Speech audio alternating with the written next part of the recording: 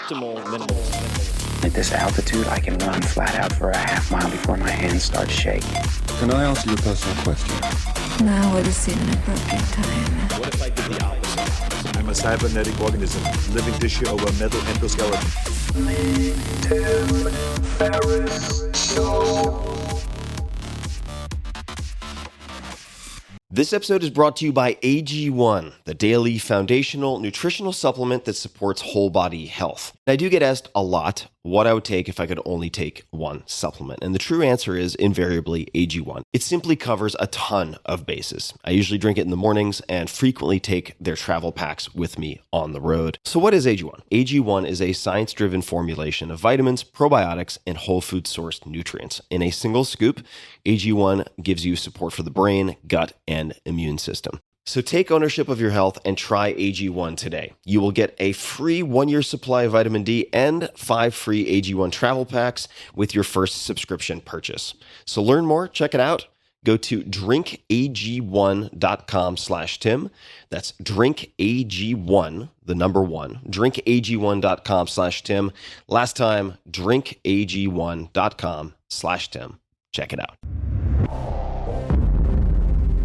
Hello, boys and girls. This is Tim Ferriss, and welcome to another episode of The Tim Ferriss Show, where it is my job to deconstruct world-class performers of all different types, whether they come from the worlds of business, chess, military, sports, you name it. In this case, poker. This episode of the podcast features Phil Hellmuth, at Phil_Hellmuth, Hellmuth, who has won more World Series of Poker bracelets than any other person in history. I'm not drunk. I'm high on life. This interview comes from my television show Fearless, fear and in parentheses less, because the objective is to learn to fear less, not be fearless, in which I interview world-class performers on stage about how they've overcome doubt, conquered fear, and made their toughest decisions. You can watch the entire first episode with illusionist David Blaine for free at att.net/fearless. So you can check that out. And to watch all episodes, just visit directtv.com or check out your account on DirecTV. So directtv.com, that is with one T, DIRECTV.com. We recorded about 3 hours of material when Phil and I sat down, and only 1 hour was used for the TV show. That means this podcast is almost entirely new content that did not appear in the television episode. In this conversation, we explore many things, including Phil's morning routine, the importance of goals and blessings, how he became the youngest person to win the World Series of Poker, his prep for the high-stakes games in which he plays, what it takes to compete at the highest level, and much, much more. Also, since we recorded the show, Phil published his autobiography, Poker Brat, well-titled. You can check that out. So with all of that said, please enjoy this wide-ranging conversation with Phil Hellmuth. And let's get started right meow. Enjoy. Welcome to Fearless. I'm your host, Tim Ferriss. And on this stage, we'll be deconstructing world-class performers of all types to uncover and distill the specific tactics they've used to overcome doubt, tackle their hardest decisions, and ultimately succeed on their own terms. So let's do a show of hands. How many people here think they can tell when someone is lying? About 50%. Now, how many of you think you can lie and not get caught? 30. How many of you who raised your hands would be willing to bet your entire life savings on being able to do that? All right, 6 or 7. Well, for the last 30 years, my guest tonight has made his living reading behavior, analyzing the odds, and gambling for his future. In 1989, he became the youngest main event champion at the World Series of Poker. And he holds the world record for most event wins at 14, and he's still going. Please welcome author, entrepreneur, and professional poker player, Phil Hellmuth.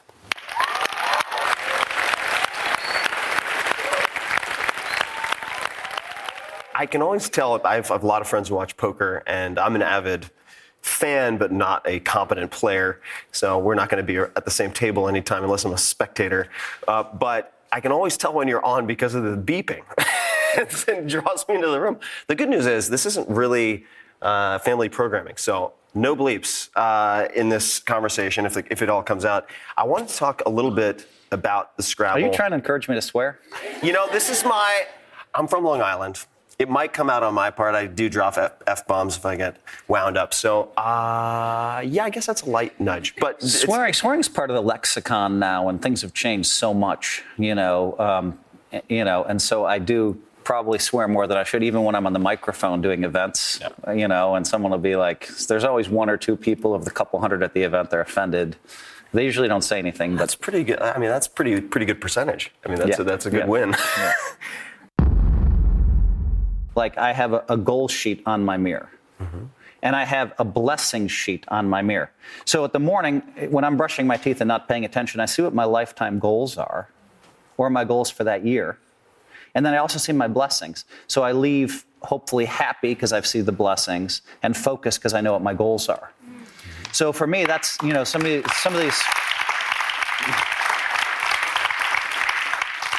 So let me just wrap this up because this is kind of fun. So the other day, I'm not in any rush.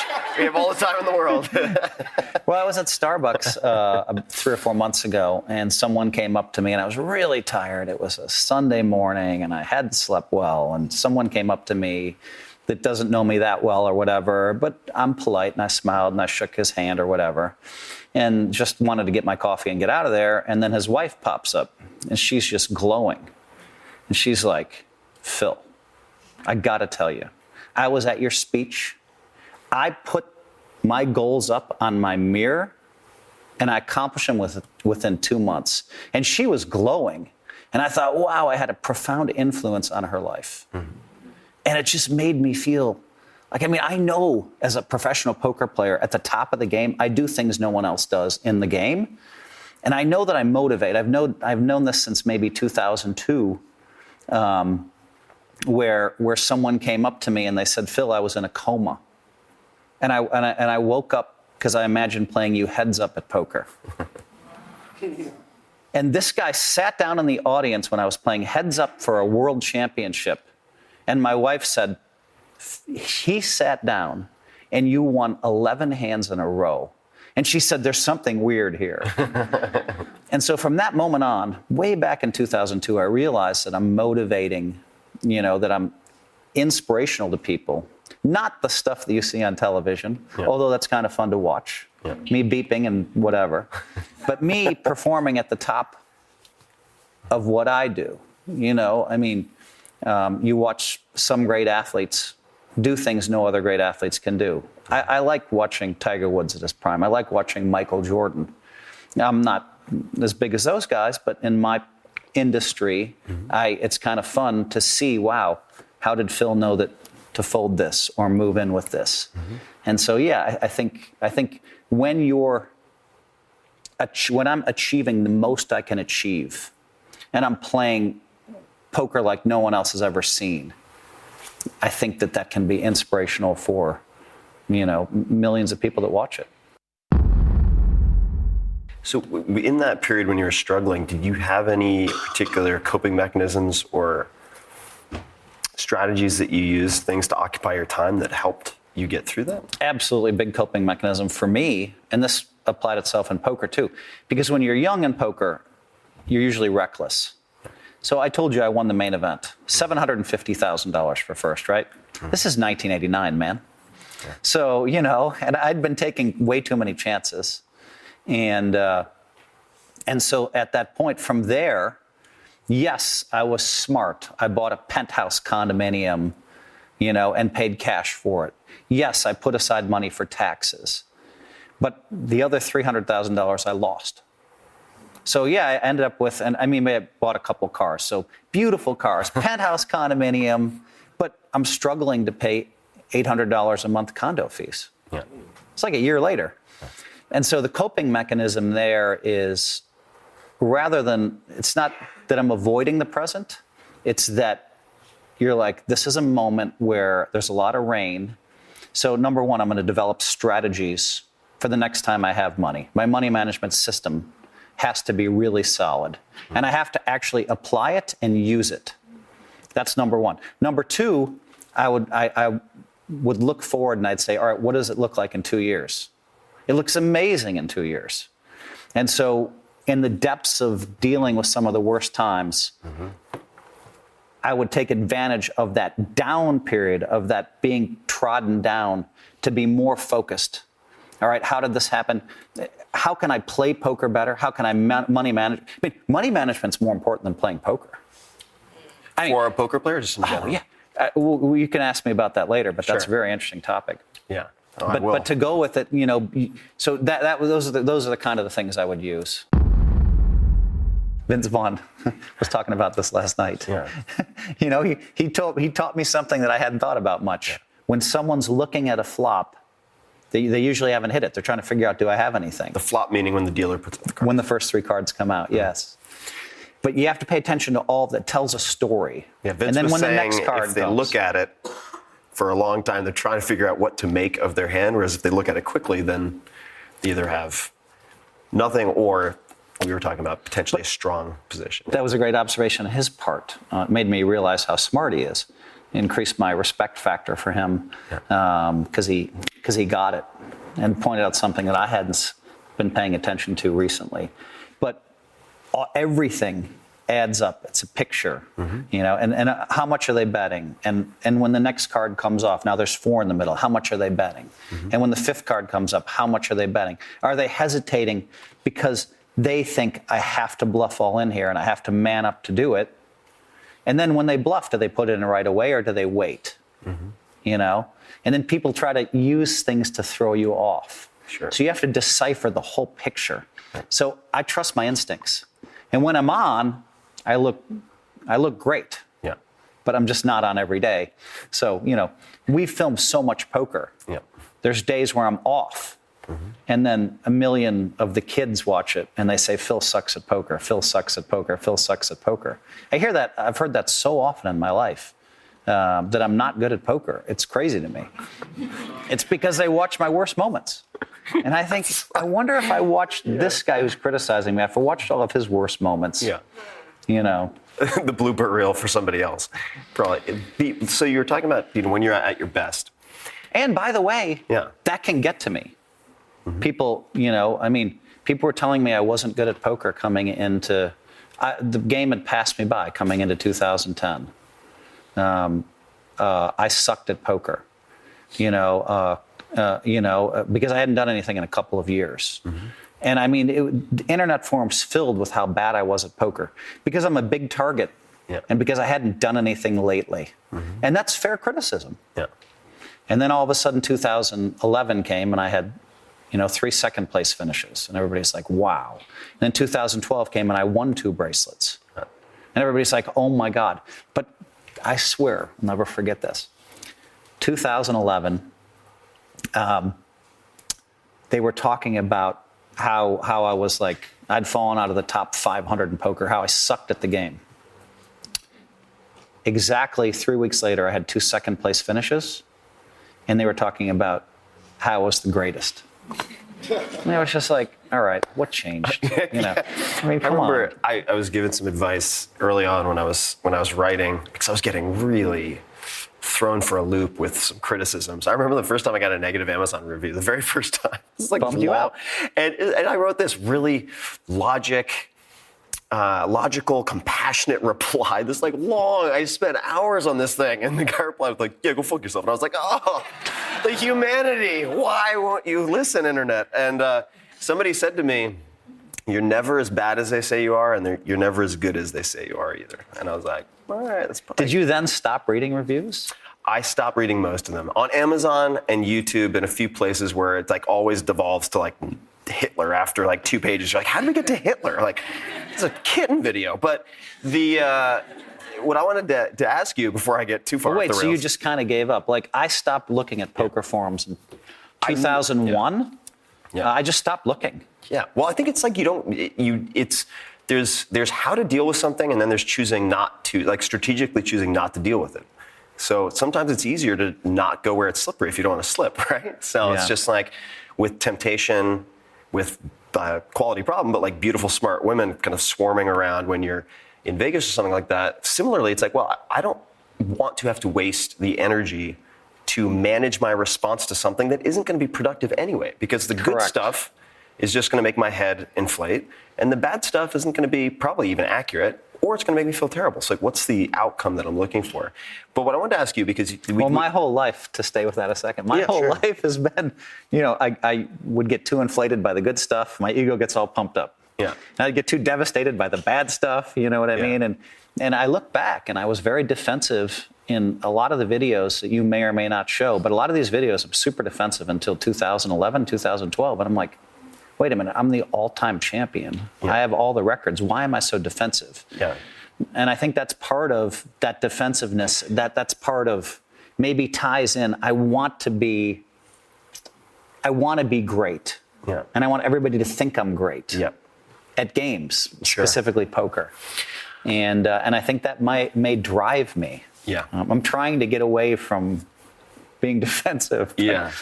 It's tough. I'm pretty defensive too. I mean, I remember I read a tweet today, and I was like, what? Yeah. On Twitter. I remember Stephen Fry opted out, a well-known comedian actor, of being on Twitter, and he said it's like too many people have peed in the pool. He's like, I'm out of here, taking a break from Twitter.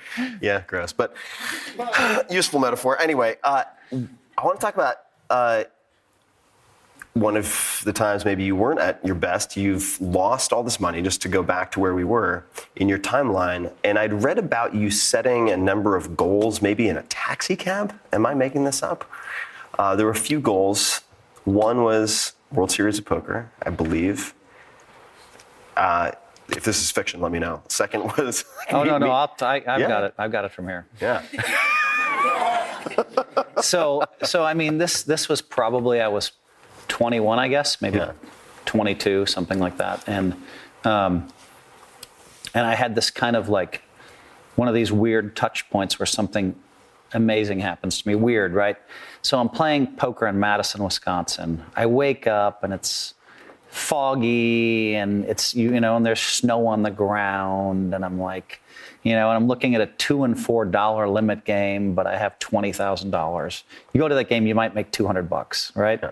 So, but why do what am I doing, And so I go over there and I'm bored and I don't want to, and there's no golf courses open and I can't find anything kind of fun to do. And so two of the guys from the game, I say, hey, let's go have a drink. So I've never been a big drug guy, but I smoke pot. And then we go to the bar and I'm having a drink. And they're playing pool for $10 or $20 a game. And it's like 1 PM. Yeah. And I'm having a drink and I've smoked pot.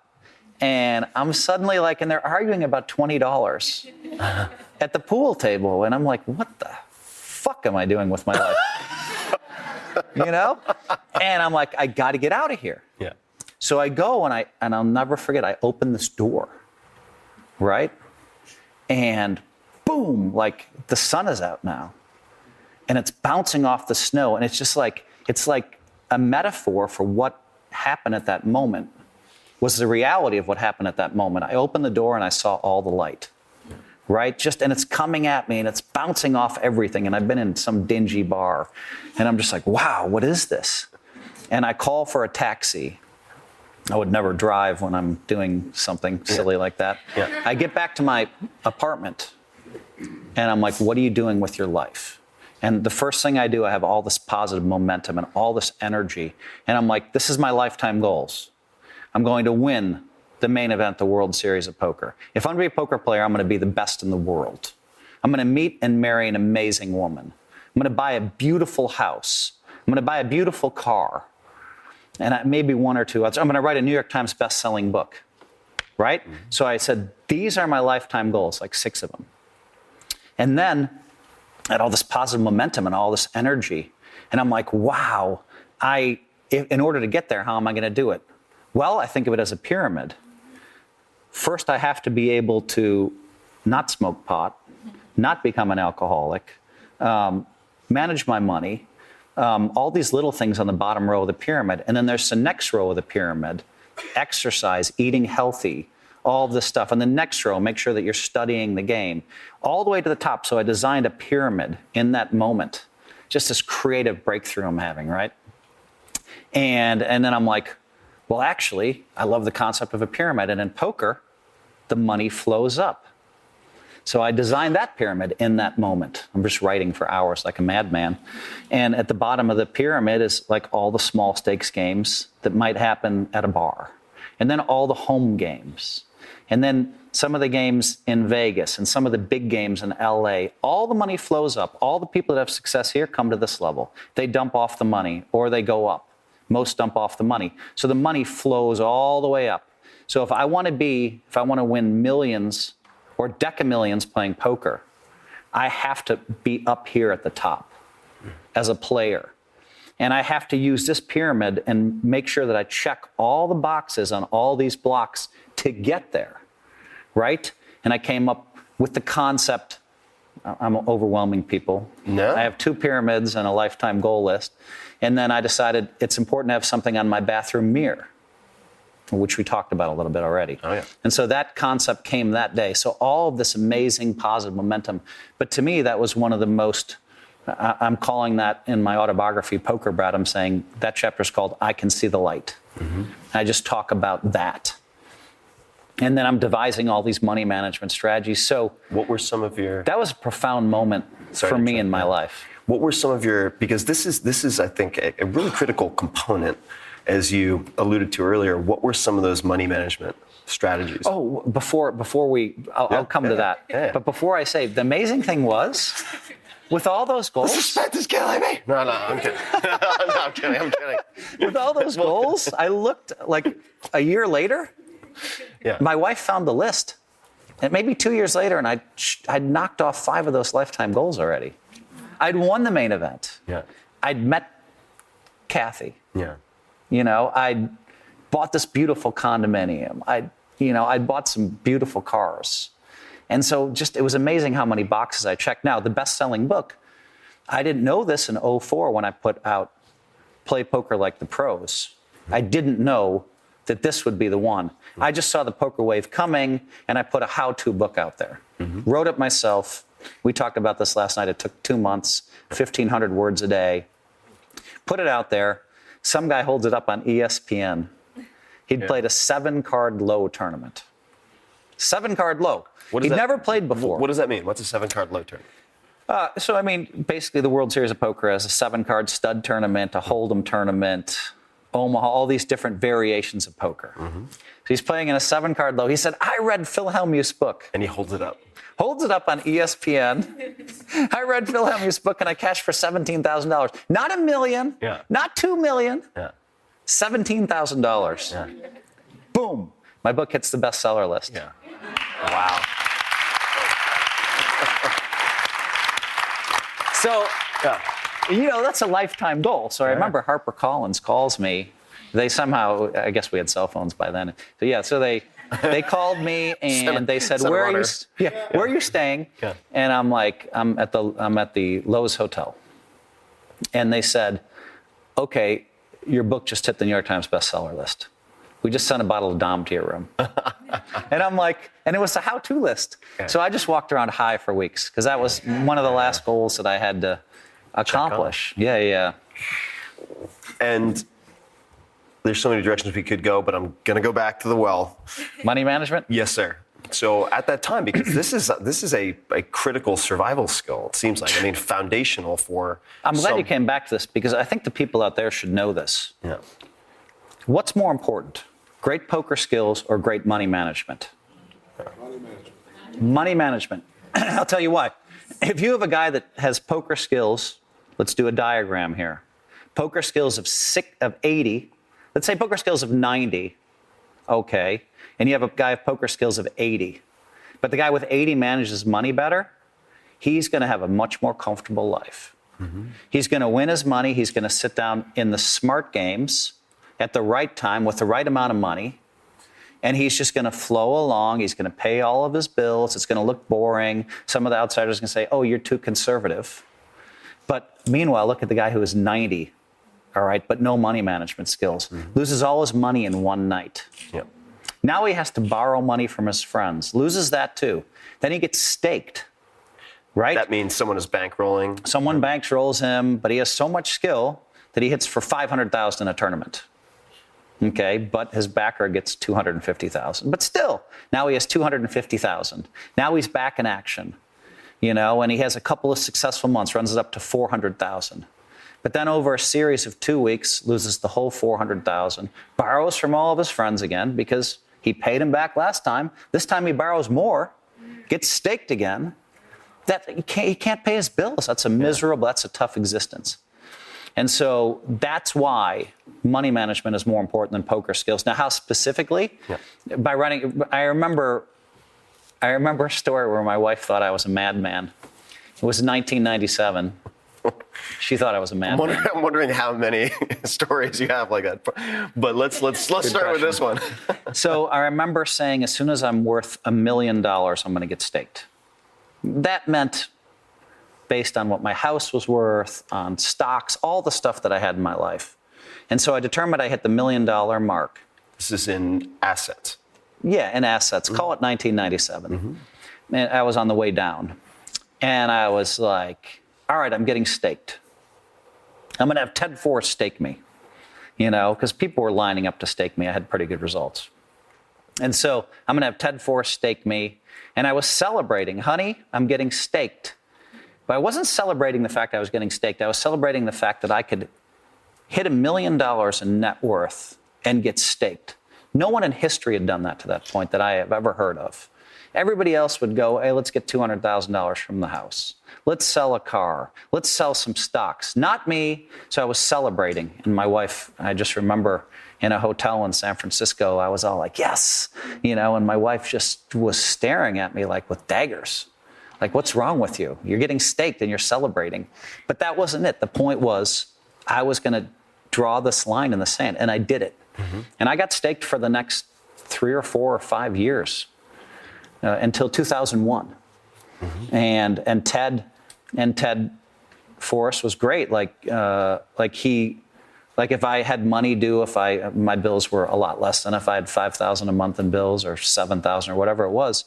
He would just press a button and send me the money. I was getting staked and I had no worries. I played less. I spent more time with my family at that point. Mm-hmm. And then all of a sudden, 2001, I won 500,000 in tournaments quickly, and Ted was entitled to 400 of it. Mm-hmm. Maybe I won, 400 of it or whatever. And I was more than happy. He had faith in me, and he made a bunch of money because of me, and that was great. That's what discipline it takes to have great money management. And now today I have a system where I'll only risk $10,000 a day. Mm-hmm. When I'm playing. You have to look at the percentage, I know. Look at the percentage. Look at the percentage. 10,000 is not a lot. So kids Only risk $10,000 a day. No, just kidding. It's a percentage. It's a percentage. I'm proud of that because actually, if I could translate to people at home, I don't know what that would be for someone at home. Take a guess. I mean, I now have to take a guess at your net worth. I don't know. I would forget net worth or liquid assets. Yeah, I would say it's something that you can comfortably lose and not have it materially affect you or your family. Correct. And I just figured, and so for me that was a big step. I implemented this 5 years ago, and it's been super successful for me because 10,000 doesn't last too long in the games I play in, right? But I can't always tell when I've lost 10 whether the reason I implemented it, I can't always tell if I'm playing poorly or if I'm just getting unlucky. There's always mystery there, mystery surrounding how good you're playing. And so I just decided, for me, it's been a great system. If I lose it, I'm like, all right, I can't do anything. I can't play for 24 hours or whatever till I wake up. All right, well, I might as well go to the movie. I might sleep a couple of times, couple of shifts, watch some movies in the room, chill, and show up fresh the next day. Mm-hmm. And I don't want to lose 10 today. I just did it yesterday. Mm-hmm. So you come up ready to play, and you've thought about, did I do everything right? So, I mean, that's been a good system for me for the last 5 or 6 years. How would you have reacted had you not won? I think it would have been devastating, but I would have still had 350, 400,000. But you have to understand at that point there were 4 majors per year. And then there were 9 World Series. So that year there were, say, 11 World Series of poker championships. And then there were like 3 other ones you really wanted to win, which I considered majors. And one of them was the Bicycle Club main event. And I won that one in 1988 in August. So I'd already won one of the majors and was all over the poker press. And so to win that was just kind of like, that was the greatest moment, maybe the greatest moment in my poker career, just to win that. It's nice to back it up 13 more times. So speaking of backing it up, at what point before 1989, so I know we're doing a little memento style, like chronologically fragmented approach here, but bear with me. I don't know why I keep looking at you. You look like very pensive. The question was, which I appreciate, it's like thinking hard. The question is, when did Johnny show you his hand? This is what I've read. Maybe this is also just myth. And you saw something, or at least you told him you saw something. Well, the interesting thing about this is more for poker people. I'll try to make it so everybody can understand. So the blinds were 5 and 10,000 when we were heads up. And first thing I had whispered to Johnny Chan, we played 32 minutes. I had whispered at the beginning, you're going to have to play perfect and get lucky to beat me. Now, if the cameras had been working in those days, that's one that would have been played a lot, and people would have said, boy, that kid's cocky. But I whispered it just so Chan could hear. And exactly 4 hands before, I had the ace-7 of diamonds. I still remember. And I opened for 35,000. So you have to think in terms of how much money you're raising. Okay. So that's 3.5 times the big blind. Yeah. That's how they look at it these days. A 3.5 is pretty big. But then Chan called the 35 and raised 130,000 more, almost twice the size of the pot. These are unheard of big numbers. And a mental note went off. I said, I'm not going to play with him this hand. But he's stepping on the aggression now. I can see he's putting a lot of money. He's become very aggressive. I'm going to fold this. I don't like folding it, because everybody else in the world back then would put a lot of money in with any ace, especially ace-7 suited. I said, I'm going to fold this. But I noticed he's changed his style. And my mind was just completely encompassed in how am I going to win this. Exactly 4 hands later, I looked at 2 black 9s, and it was like the script was already written. I'm going to open for 35,000. He's going to raise 130,000, and I'm going to just pile in 700,000. Just boom, that quick. And so it was like sometimes scripts are written from hands, and so I did that. He did it. I waited. I didn't want to give anything away. I didn't want to show any excitement. Didn't want to do anything that would change him from doing what he was going to do. He re-raised 130,000. The minute those chips hit the pot, I said, I'm all in. That's like, he started the hand with 600,000. Boom! I'm raising all your chips right back on you. And it was 2 black 9s, a pretty strong hand. And now he started studying and thinking. And I thought to myself, if he had ace king or ace queen or ace jack or ace 10, he would have put the money in already. And those hands are very close. Like maybe I'm a 12 to 10, 13 to 10 favorite. I don't want to play a pot where I'm only 12 to 10 or 13 to 10. I don't want to leave it to chance.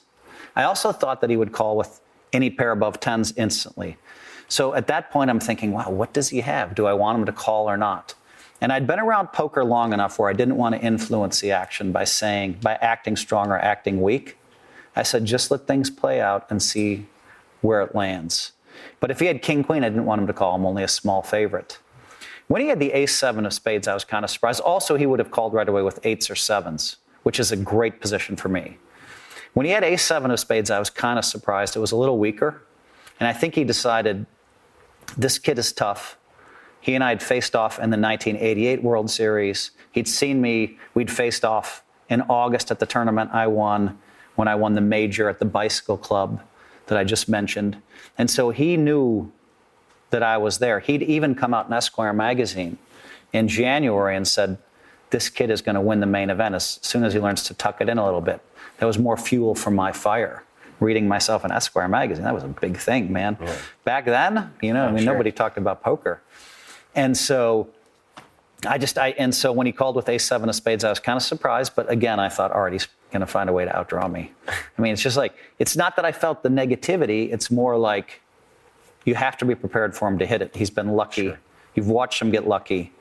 And so, I mean, when that 6 of spades hit, I was Arms in the air. heaven. I was going to tell you about the question that Antonio asked me that I told you about last night. Let's jump into it. Okay, let's see. Another subject switch for Phil. Yeah. Get used to it. Antonio is a mutual friend, very, very savvy investor and entrepreneur in his own We right. can say his last name, right? Sure, Antonio Gracias. Antonio Gracias, amazing guy. He's on the board of Tesla, SpaceX.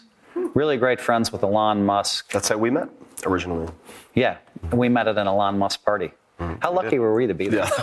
Yeah. It was like, how did they lose bracelets? And we ended up with anyway. Well, especially me. This guy, I mean, come on, 14 bracelets. Okay, fine.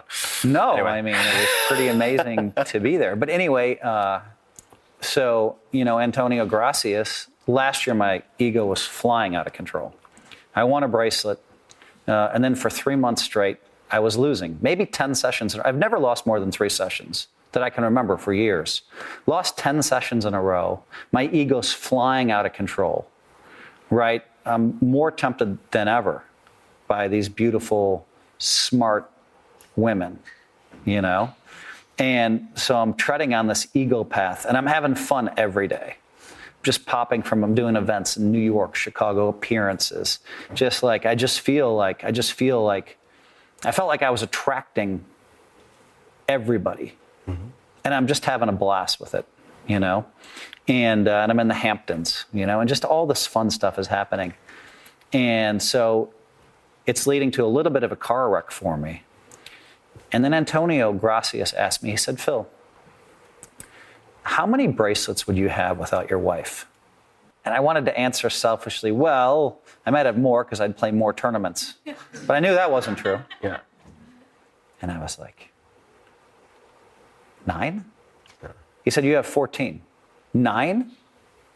You really think you'd have that many without her? And I thought, wow, maybe 7? And the minute that connected with me, this egotistical guy walking around, not mistreating anybody, nice to everybody, I've learned that, respect everybody, I've learned that. But still flying high in his own jet stream, just kind of thump, mm-hmm. Boom. And a week later, my iPhone picture I had 2 iPhone pictures. One on the outside, which was Clinton and I, and then the other one on the inside, George Bush and I, right? So don't come at me. I said Democrats and Republicans. But I erased one and put my wife up. And I erased the other and I put my wife and sons up over the next 2 weeks. And as I did it, I thought, wow, this is the Antonio effect, right? I think if Alon's ever struggled, which of course he never has, I think Antonio's helped him out. Yeah. He's just been amazing. And so just that one question I felt like it rerouted my life a little bit. Mm-hmm. And then in 4 sessions in my home game, I won so much money. Huh. I won 4x what I'd lost over the last 3 months. And I just became more solidly entrenched in the process. That was the key. Family first. Mm-hmm. Then you have your fun movie star life where all these great things happen. But family first. Mm-hmm. And so that was significant for me, just that question. Yeah.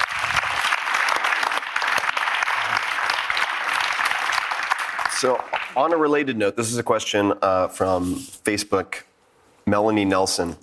What's the secret to his long-lasting marriage? So I'd just love to know, I'm going to tweak it a little bit, but what other things have you done, right? What other things have you worked on? How have you worked on making it this long? It's a rarity in this world, at least in the U.S. It's rare, and it's not always easy. Right. I think one thing is that, I still have great desire for my wife. Mm-hmm. I still lust after her. Honey, I love you.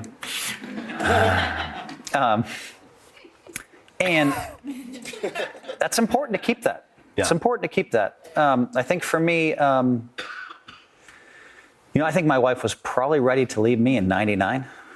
Who the hell is this guy? I married a diamond in the rough. He's still in the rough. You're still a piece of coal. Where you were supposed to change and grow up. You're a smart guy. Her threatening to leave me devastated me. But my wife's smart. So she didn't do anything drastic. We went into therapy together, and I worked really hard at all my faults. Too much ego, too self-centered, too narcissistic, blah, blah, blah, right? A lot of stuff that was really important to work on, and I saw the truth in all of that. And I was thinking about it every week. We'd spend an hour and a half, 2 hours, 3 hours a week. And, figuring out how things I might have done wrong to her, mostly unintentionally. Sometimes I'd be trying to do her a favor, but of course, sometimes women think differently than men. Men are from Mars, women are from Venus, right? Yeah. So I learned a lot about that stuff, and it changed my primary relationship. So I grew for a year and a half, massive growth. And what I found is all the other relationships changed. One of my friends, John Benetti, was crying in the car. Phil, it's the first time you've listened to me in 10 years, crying. Wow. And I was like, that's my wife's effect. Yeah. So in changing the primary relationship and focusing and becoming better, it made me smarter and wiser in all my other relationships, and it helped my poker too, because poker is a people game. Yeah. And so I think at the end of it, I was like, well, she made me into a better man, and we ended up coming out like this. And so I remember 6 months later, I'm like, man, I miss this growth. I want to go back into therapy just so I can get better and grow more. And so, that's one thing that's been really smart for us. And then, in the 30s, we all know that a lot of women are leaving men. And in the 40s, a lot of men are leaving women. The math and the science are undisputed. And so when I struggled a little bit with whether or not, I wanted to be in this relationship, I asked her to change a few things. And we went into therapy together, and she did. And so we just keep growing. We keep getting better and better understanding of each other. And I think now at my age, I'm probably safe to be with her for another 25 years. I know how to avoid the temptations, and I play with fire a little bit sometimes, and that I'm in those positions and having fun. But it's just like, I just don't think after 27 years of not cheating, I'm going to go out and cheat. Yeah.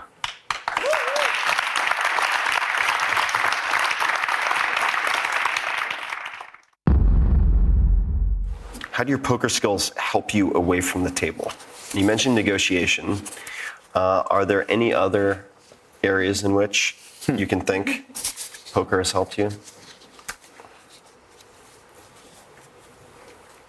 Well, I don't know. I have to think about that. Maybe the answer is everything. I don't know. It could be everything. Yeah. A lot of my friends who love poker, who are not professional players by any stretch of the imagination, but I had one friend of mine, very well-educated guy. He has a tattoo of a semicolon on his forearm. It's like, what?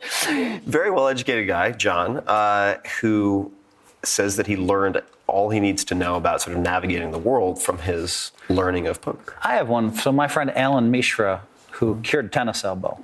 I didn't know you knew Alan. Oh, you know Alan too? Alan is one of the foremost experts in something called platelet-rich plasma, PRP injections. So they take out your whole blood, they spin it in a centrifuge, and Correct. They isolate the growth factors and then re-inject it locally into injuries like tennis elbow. He's been in the New York Times. Fascinating guy. Yeah, amazing guy. He came to me in 2002 and said, I have this PRP thing. Yeah. So I got involved with him, but Really? Yeah. I'm like, dude, you're going to change the world. And he's like, that's just what I needed to hear. And so I've invited him to my poker camps, and we hang out. And right now we're in a suicide football league together. We have one team left. So we're trying to decide. Suicide football league. It's just one where you have to pick a winner each week. Yeah. But you can only pick a team once per year.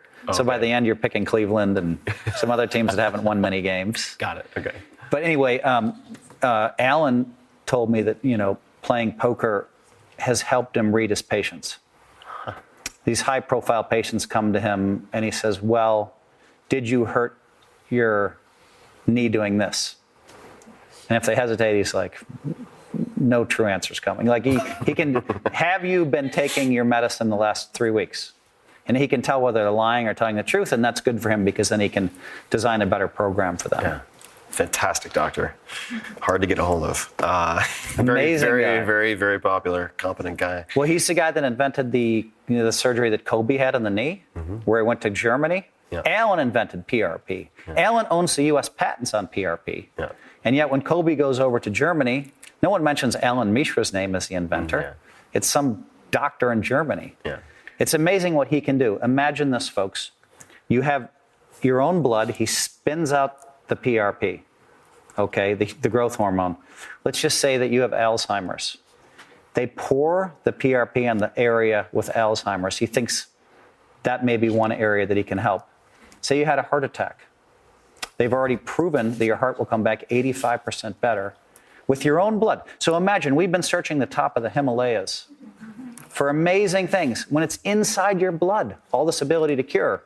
And Alan's working on some curing cancer stuff, which is amazing. And I don't know. I don't know. Maybe I'm naive. I believe he has a decent shot to. I believe he's going to cure cancer. He's.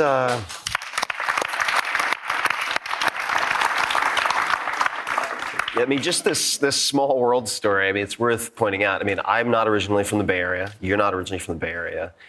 I got advice very early on. This is on my answering machine, actually, way back in the day, from a mentor. And he said, you're the average of the 5 people you associate with most. And I was like, huh.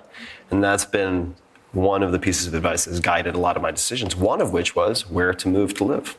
So the Bay Area, you just happen to bump into people like Alan Mishra. It's amazing. When you hear the word... Yeah, he's a crazy guy. He just said, hey, he just went to the Nobel Prize winners and said, hey, I have a new concept. You know how we're trying to starve cancer cells? I'm just going to feed them platelet-rich plasma and see how that works. Yeah. You know?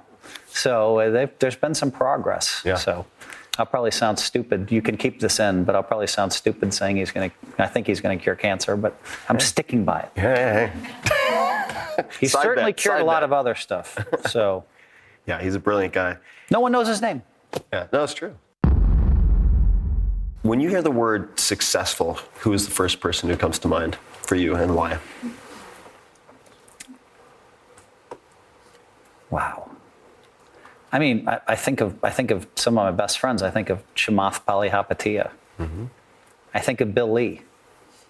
I mean, people don't really, unless you're a business insider, you haven't heard of these guys. Yeah. Can you explain why is that? Can you if you're thinking what Elon Musk done is beyond success. Mm-hmm. What he's doing, he thinks we live in a matrix.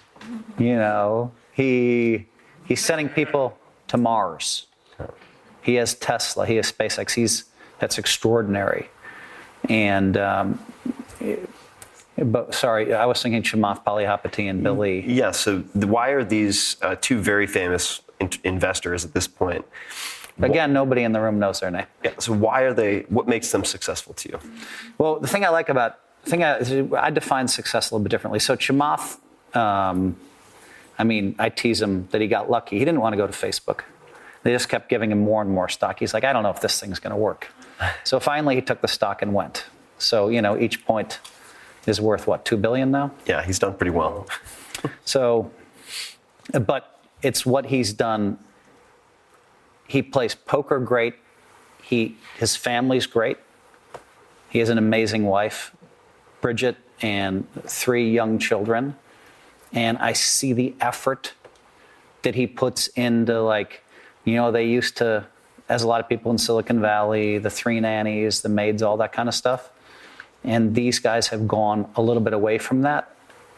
And Hellmuth, he's been cooking meals for his wife and kids a little bit, which I've never done. But it's amazing to me. He's put family first. Yeah. And yet still changed the world. Mm-hmm. Deployed billions, $1.2 billion now out into the field. He's crushing it, mm-hmm. Right? And then I look at my friend Bill Lee, who, spends a fair amount of time in his backyard, mm-hmm. with his young kids. And deals come to him. Mm-hmm. As you know, he's really good friends with Elon Musk. And I think when Elon flies over to Paris, mm-hmm. to do a climate change, there's one other guy on the plane. It's Bill. Yeah. And Bill, because Bill's brilliant. And you want Bill with you, because Bill is going to help you write your climate speech. When the Gigafactory opens, you want Billy next to you, you know? And so these guys, they're living. They're having really nice lives. And Bill is one of the best angel investors in history. Yep. Maybe the best angel investor in history. We don't know. But he's been involved with, but he sits in his backyard. And I'll go, what was it, 2 days ago, I went, we had lunch together and we had a drink and just kind of chilled, you know? And I'll go to his house once a week and spend 4 hours in the afternoon sitting in the backyard. He has, you know, a 1-year-old and a 3-year-old and a 6-year-old, and they're coming by always spicing up the atmosphere. And I enjoy that. I enjoy the friendship thing. I didn't get that. I didn't get that until 2010. I was all about poker and family. And then I kind of realized it's seeped into my life, the importance of strong friendships. Definitely. So there's a concept of forgiveness that's hugely important. And so for me personally, when I was studying Buddhism, we spent a week at Esalen, Kathy and I, my wife and I, a week at Esalen. We weren't allowed to talk. Esalen, for those guys who don't know, it's this sort of idyllic spot in Big Sur. Esalen's this like spiritual place that was famous from the 60s. It has natural hot springs and it's really fun. And so when I studied Buddhism, the concept of forgiveness was important.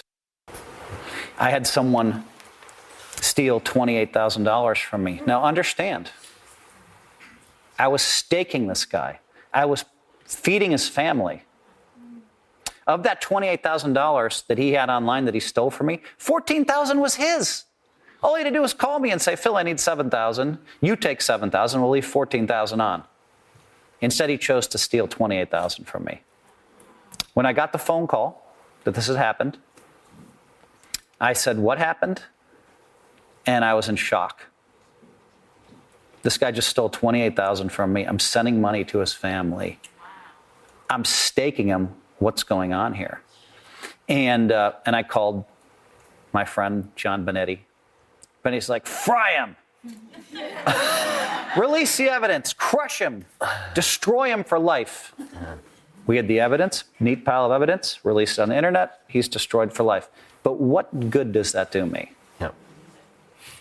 What good? And so I was just furious and steaming and whatever. And I called the guy and he was crying on the phone. And I finally just decided, honey, you and I are going out to dinner. We're going to have the most expensive dinner and the most expensive bottle of wine I can have. Because my life is amazing. And I've spent 1 hour or 2 hours of my time steaming because someone stole from me. We went out, we had a really nice dinner. At the end of that dinner, I said, I'm going to completely forgive the guy. Nothing was ever released.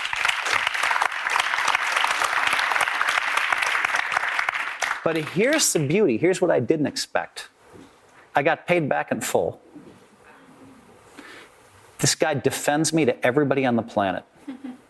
My wife said, he's turned into like a protector of yours. So now this is a big profile guy. He's defending me to everybody, telling everybody what a great guy I am. And I remember the other amazing thing about this. This happened on a Monday night. I could have released it. All hell breaks loose. The internet just goes crazy in the poker world. Instead, I flew to Connecticut to play in a poker tournament, $10,000 buy-in on Friday. You can't make this up.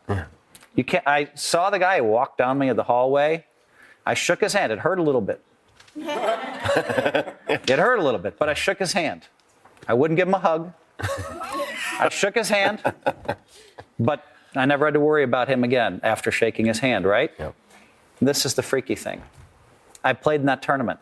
Now, if I were at war with him, and I don't know, he couldn't say anything negative about me, but he might just start throwing mud trying to come up with stuff, right?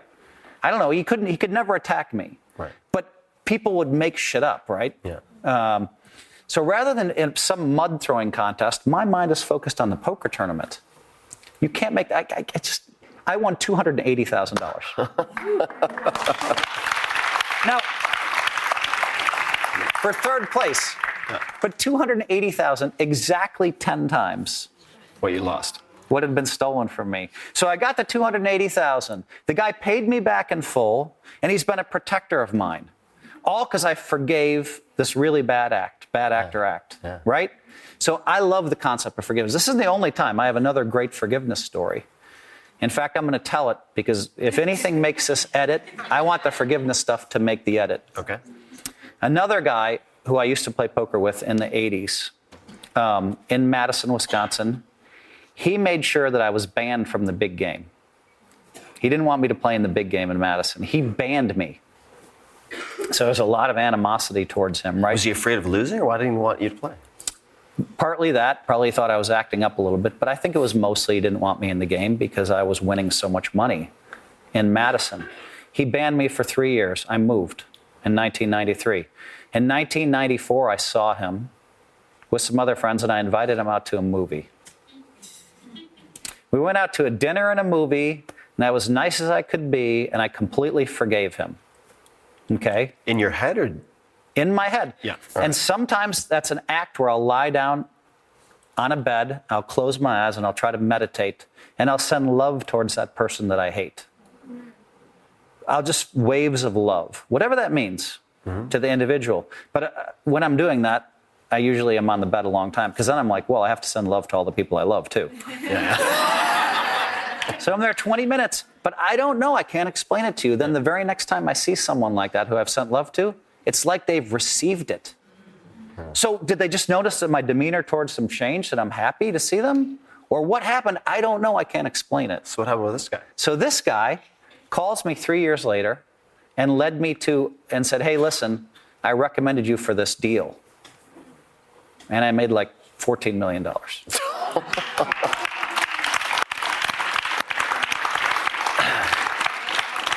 So I got to tell you, I'm into forgiveness.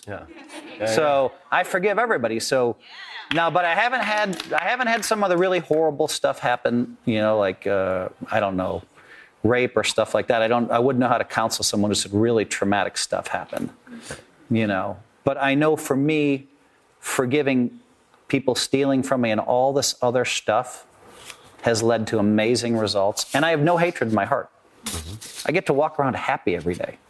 You know, and again, I think it's really huge. I'll say it again. When you're walking down any hallway and anybody on the planet walks towards you, I don't have to turn left or right.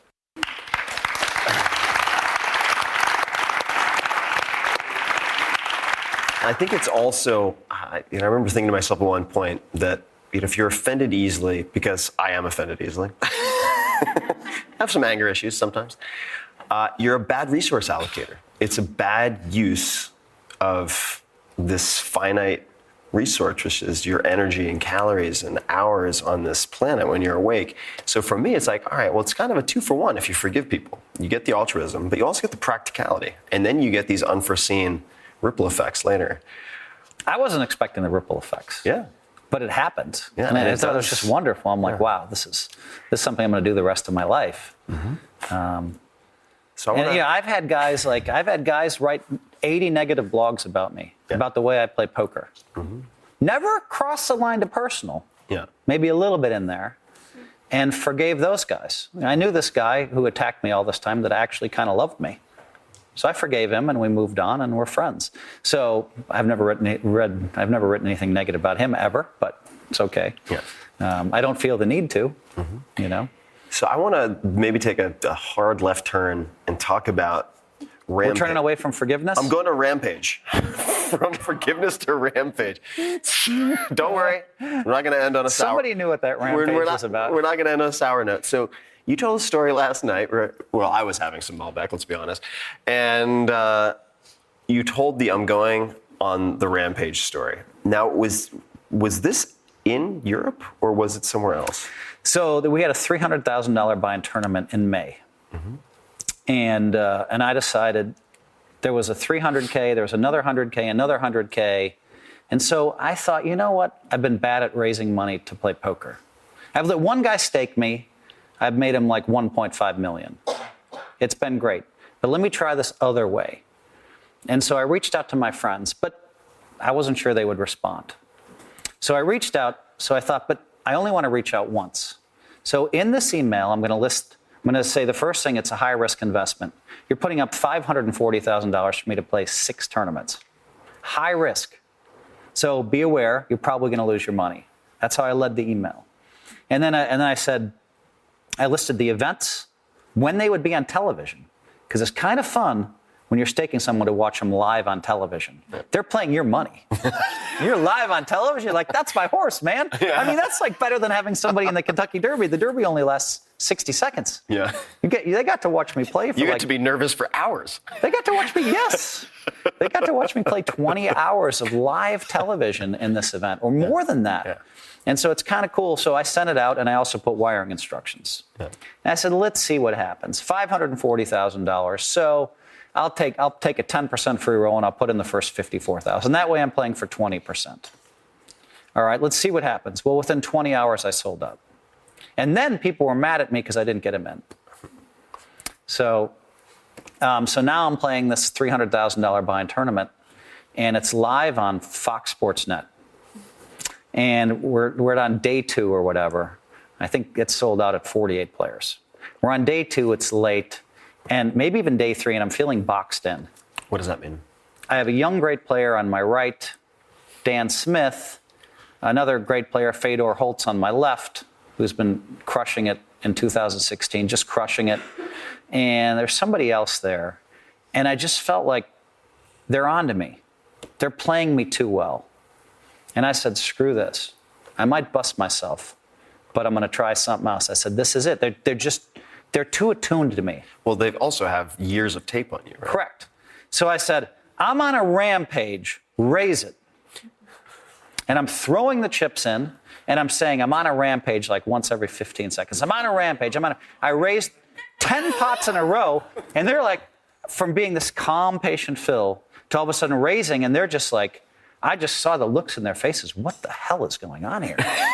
Raise it, raise it, raise it. Well, the whole cards are flashing to the world. 9 deuce offsuit, Jack 4 offsuit, 7 deuce offsuit.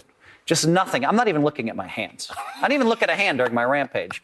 Raise it, raise it, raise it. I'm on a rampage. I'm on a rampage. I'm winning every pot, accumulating all these chips. And I'm like, all right, I messed up their flow. Yeah. Right?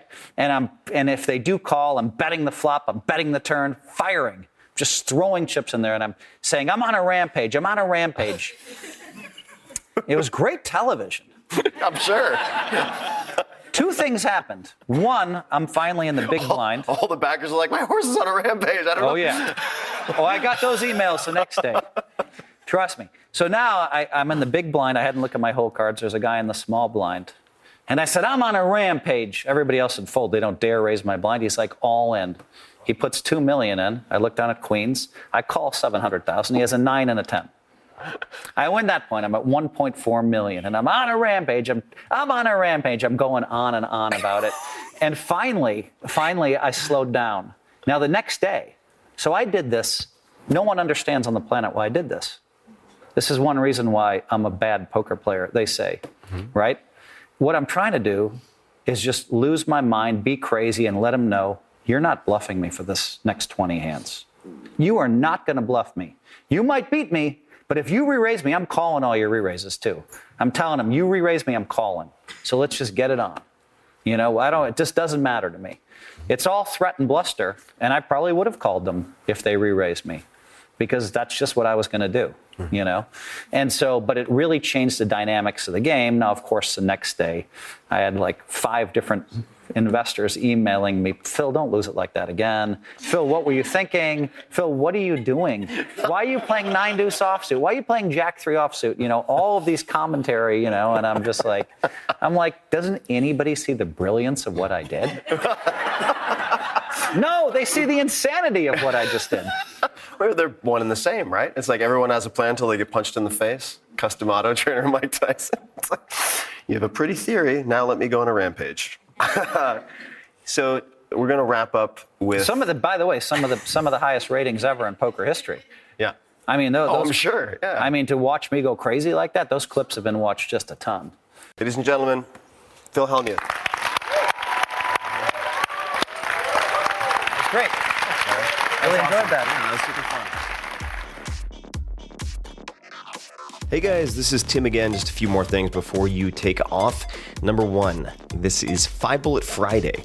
Do you want to get a short email from me? Would you enjoy getting a short email from me every Friday that provides a little morsel of fun before the weekend? And 5 Bullet Friday is a very short email where I share the coolest things I've found or that I've been pondering over the week. That could include favorite new albums that I've discovered. It could include gizmos and gadgets and all sorts of weird shit that I've somehow dug up in the world of the esoteric as I do. It could include favorite articles that I've read and that I've shared with my close friends, for instance. And it's very short. It's just a little tiny bite of goodness before you head off for the weekend. So if you want to receive that, check it out. Just go to 4hourworkweek.com. That's 4hourworkweek.com, all spelled out, and just drop in your email and you will get the very next one. And if you sign up, I hope you enjoy it. This podcast is brought to you by Mizzen & Main. Many of you longtime listeners know how I feel about Mizzen & Main. They make the most comfortable dress shirts in the world, quite possibly. They use advanced performance fabrics, which provide stretch and comfort, but that's not the real selling point to me. That's all great. It's all really good. But they are the only dress shirts, so to speak, that I travel with because you don't have to iron them. No more steaming, no more headache. I can just bunch them up and throw them in a bag, pull them out, and no one will be the wiser. They're fancy enough for important dinners, but made from athletic sweat-wicking material. So they're all-purpose. And hundreds of pro athletes love these shirts, including NFL All-Pro J.J. Watt. And last time these guys were on the show, they sold out of every item they featured, every single SKU. So if you're interested in getting a shirt, you might want to check them out on the faster side. Just go to tim.blog/shirts and you can receive $50 off when you purchase 3 or more shirts. So check it out, tim.blog/shirts. This episode is brought to you by Movement Watches. And that is spelled MVMT. Movement Watches. I first became aware of this company back in 2014 when they were brand new baby company because they won first place in Shopify's Build a Business competition. The founders are 2 college dropouts who wanted to wear fancy watches but had one wee little problem. They couldn't afford fancy watches, so they decided to scratch their own itch. Since then, their high-quality, affordable watches have gone from startup to more than 1 million watches sold across 160 countries. It's an awesome success story, and when you check out the product, you'll know why. They offer classic design, quality construction, and many different modern styles. So you can really pick one that suits you. You might want to start one I would suggest probably appeal to a lot of folks out there is the classic black silver. So search classic black silver. The guys at Movement have a great offer for listeners of this podcast. They're offering 15% off your entire purchase with free shipping and free returns if you're dissatisfied for any reason, and they are very, very famous for their customer support. Just visit movementwatches.com/Tim. That's MVMTwatches.com/Tim.